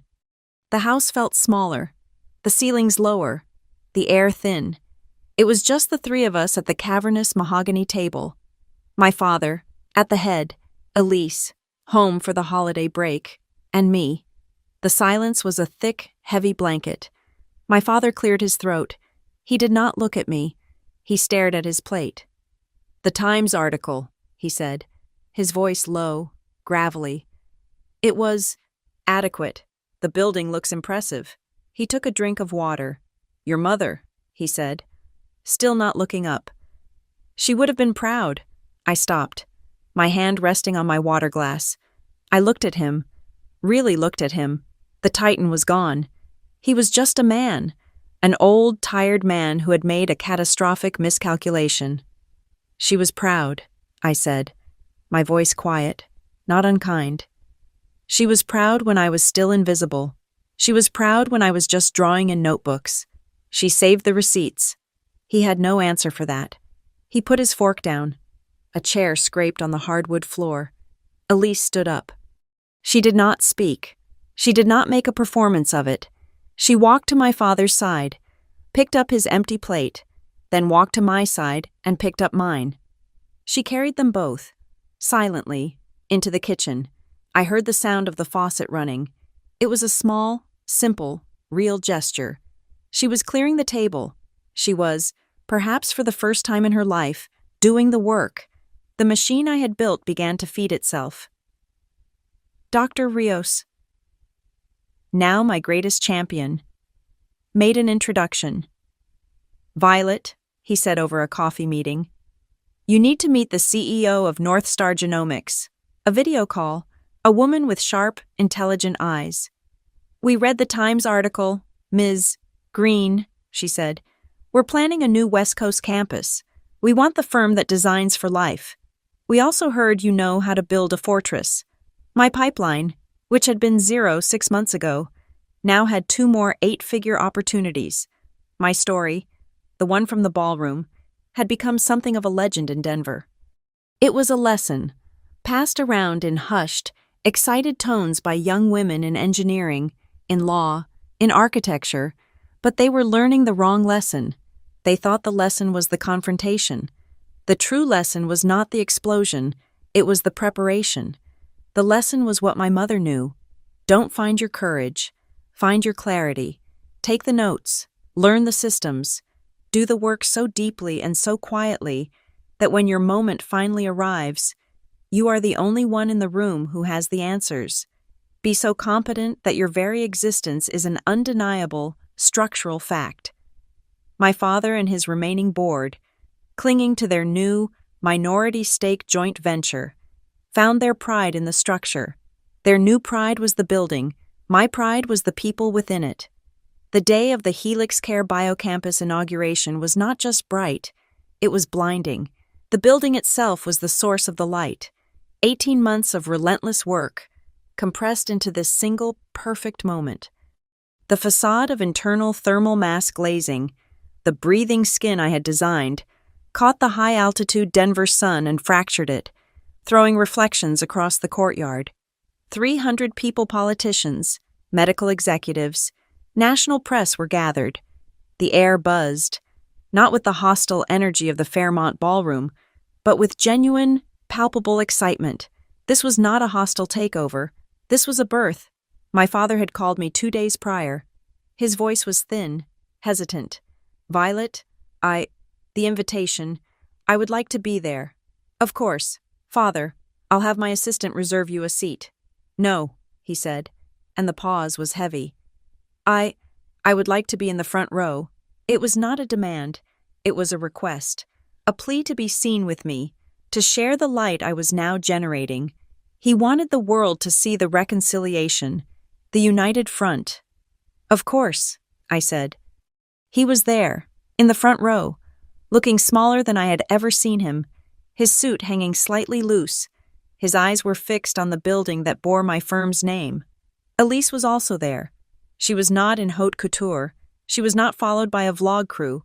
She was backstage, wearing a simple black pantsuit and a communications headset, coordinating the guest check-in with my event manager. She was, per the terms of her internship, learning logistics. She was doing the actual, invisible work. When I stepped to the podium, the silence was absolute. It was the sound of respect. We are standing inside a machine for healing, I began, my voice clear and strong over the speakers. We are often told that inheritance is about what is left to us. We are told it's about money, or stock, or real estate. I let my gaze rest on my father for a half-second. I believe the best inheritance isn't money, it's vision. It's the ability to see what is not yet there. Today, we all see it. Welcome to Helix Care. The applause was warm, sustained. I stepped back. Dr. Rios took the podium. He did not talk about the architecture or the financials.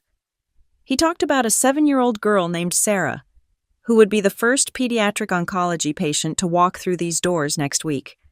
She will walk into a room, he said, his voice thick with an emotion that silenced the entire crowd. That doesn't feel like a hospital. She will see a garden from her window.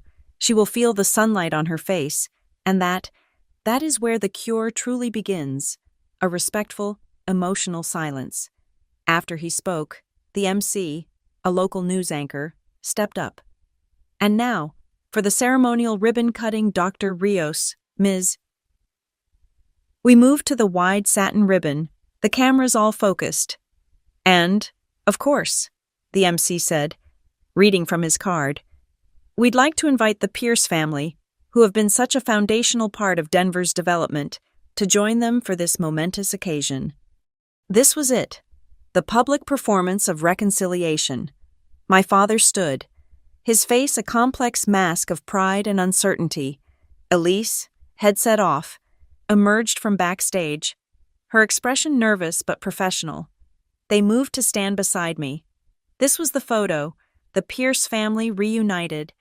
I smiled for the cameras, a polite, professional smile. I kept a precise, 6-inch distance between my shoulder and my father's. We were partners. We were not a cozy family. As the cameras flashed, pop, pop, pop. A man in a crisp black courier uniform, Courier B, right on schedule, stepped through the crowd. He moved with the same relentless purpose as the first. He approached my father, who was still holding his camera-ready smile. "Mr. Pierce, an urgent delivery." My father's smile faltered. He frowned. "Not now. It's from Ms. Green, sir," the courier said, his voice clear enough for those nearby to hear. The cameras clicked, capturing his look of pure surprise. He took the thin, elegant, navy blue envelope. It was identical to the one I had given him in the ballroom. I leaned in, my smile still fixed for the cameras. "Read it later, please," I whispered. Just for him. He, of course, did not wait. His curiosity, his deep-seated, pathological need to know what I was planning, was still his primary motivation. He stepped back from the ribbon-cutting line, tearing the seal. He expected, perhaps, another list of demands. He did not find one. He found a memorandum of understanding. It was for the new South Platte joint venture, the first official, large-scale project between VG Studio and Pierce Meridian. It was a massive, city-defining urban renewal plan. It was the future of his company. My signature, as CEO of VG Studio, was already at the bottom, clean and sharp, but it was the addendum that made his blood run cold. I watched his eyes scan it. Attachment, a mandatory code of conduct for joint venture projects. It was a simple, one-page document outlining standards of mutual respect, professional integrity, and accurate representation. It explicitly forbade public disparagement, the undermining of partners, or the claiming of credit for another partner's work. It was, in short, a legally binding contract not to be him. I saw his eyes dart to the bottom of that page, where the entire Pierce Meridian board had already initialed their approval in blue ink. They were just waiting for his. He looked up at me, his face pale and confused. This wasn't an attack. This was work. Then he saw the note I had attached. The letter. It wasn't a corporate memo. It was handwritten on my personal stationery. "Father," it began, "I am not sending this to humiliate you. I am sending this to end a habit. Ours. You are a brilliant builder, but you are a destructive partner. I am offering you a chance to be the first, and to stop being the second. This is the new foundation. Sign it." He looked at the final page, the unexpected appendix. It was a scan of a handwritten letter. On pale blue stationery I recognized instantly. My mother's, the one I had found in the storage unit, the one addressed to him, dated 6 years ago, which he had never bothered to look for. "My dearest Graham," it read, "I am watching Violet. You are not. You see her silence, and you think it is weakness.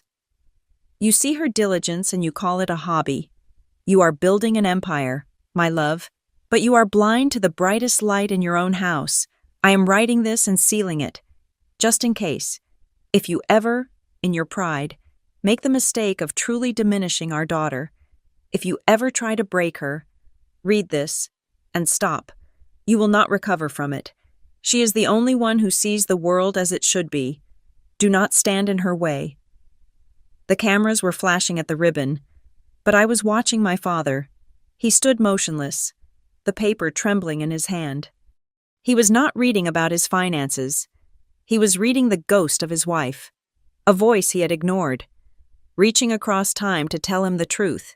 He slowly, carefully, folded the letters. He put them back in the envelope. He looked at the gleaming glass building. Then he looked at me. His eyes were red. He stepped close, turning his back to the cameras. He was not a titan. He was not a king. He was just a man who had been profoundly, absolutely wrong, and for the first time in his life, he knew it. "I was wrong," he whispered. The words were a ragged exhalation, lost in the noise of the applause. It was the first apology I had ever received from him. It was the only one I needed. Elise, having seen the exchange, approached me, her face serious. She was holding a single, thick, professionally bound document. "Violet," she said, her voice low, professional. "My final draft, the 6-month internship proposal, focused on supply chain logistics and risk assessment, as you requested. I've also outlined a plan for my second-year coursework." She handed it to me. "I am ready for my mentor meeting when you are." I took the document. It was heavy. It was real. I nodded. "Send me your revised draft by tonight. We start Monday." A reporter, the same one from the Journal, broke away from the ribbon cutting. He shoved a microphone in my face. Ms. Green, a triumph. Do you have a message for all the other people out there, the ones who feel invisible in their own lives?" I turned to the camera. The light was bright. I thought of my mother's letter. I thought of my 3 a.m. work sessions. "Don't seek courage," I said. "Seek clarity. Courage is an emotion. Clarity is a weapon. When you are truly, fundamentally clear on your value and your purpose, you will know exactly what to do." The cameras panned from my face to the building. They zoomed in on the glass facade, which was now reflecting the deep, endless blue of the Denver sky. The light I had promised myself, the light my mother had seen, was no longer just an idea. It was standing tall, reflected in glass and concrete. I left the stage. I walked through the atrium, the sound of my heels clicking on the new terrazzo floor. I did not step out of the spotlight. I stepped forward. My phone vibrated in my pocket. I pulled it out. A text from a number I recognized. The CEO of Northstar Genomics. "Impressive. Our board has approved the invitation to negotiate. We are green-lit. Welcome to California." I smiled. The work was just beginning. Thank you all so much for listening to my story. I'm so curious to know where in the world you're tuning in from. Please comment below, share your thoughts, and let's connect. Don't forget to subscribe to Maya Revenge Stories and like this video. And if this story resonated with you, please hit that hype button so more people can hear it.